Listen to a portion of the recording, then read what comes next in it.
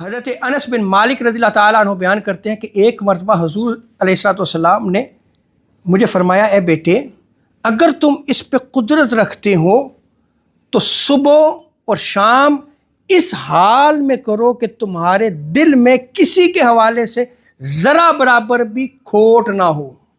اور پھر آگے آقا علیہ السلام نے ارشاد فرمایا، اے بیٹے، یہ میری سنت ہے۔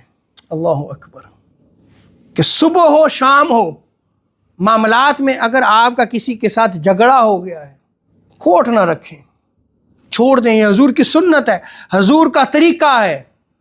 اور اگر آج ہم اپنی معاشرتی زندگی میں، اپنی سوشل لائف میں حضور علیہ السلام کی اس سنت پہ عمل کر لیں تو ہماری سوسائٹی ایک اچھی سوسائٹی بن جائے گی، ایک اچھا معاشرہ بنے گا، آپس میں پیار مہر محبت ہوگی۔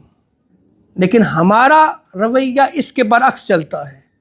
ہم اس کھوٹ کو، اس بغض کو، اس حسد کو اپنے دل میں جگہ دے کے پھر اس کو پالتے رہتے ہیں۔ اور پھر اس کا حال کیا ہوتا ہے کہ وہ بغض اور وہ حسد جو ہے نہ صرف اپنے تک محدود رہتا ہے بلکہ پھر آگے آنے والی نسلوں میں چلتا ہے۔ آج آپ دیکھ لیں کہ ہمارا ہی قبیلہ ہے، ہمارے ہی جو ہے وہ رشتہ دار ہیں، لیکن ہم ایک دوسرے سے دور ہو رہے ہیں۔ کیوں دور ہو رہے ہیں؟ اس لیے کہ جس چیز سے حضور نے روکا تھا اس پہ ہم عمل نہیں کر رہے۔ حضور نے فرمایا تھا کہ صبح اور شام اس حال میں کرو کہ کسی کے حوالے سے تمہارے دل میں ذرا برابر کھوٹ نہ ہو، یعنی دل کو پاک اور صاف کر لو۔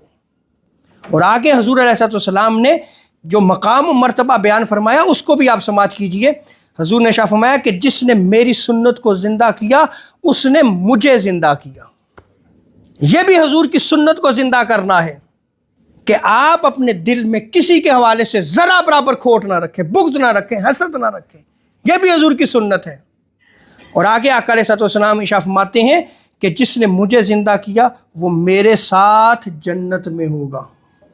آپ معاشرتی حوالے سے دیکھ لیں، سوشل لائف کے حوالے سے دیکھ لیں کہ حضور نے ہمیں کیا تعلیم دی۔ کیا آج ہم اطاعت رسول پہ زندگی بسر کر رہے ہیں؟ اتباع رسول پہ ہماری زندگی بسر ہو رہی ہے؟ اور یہ اتباع رسول، یہ اطاعت رسول حضور صلی اللہ تعالی وسلم کی محبت کی علامات میں سے ایک علامت ہے۔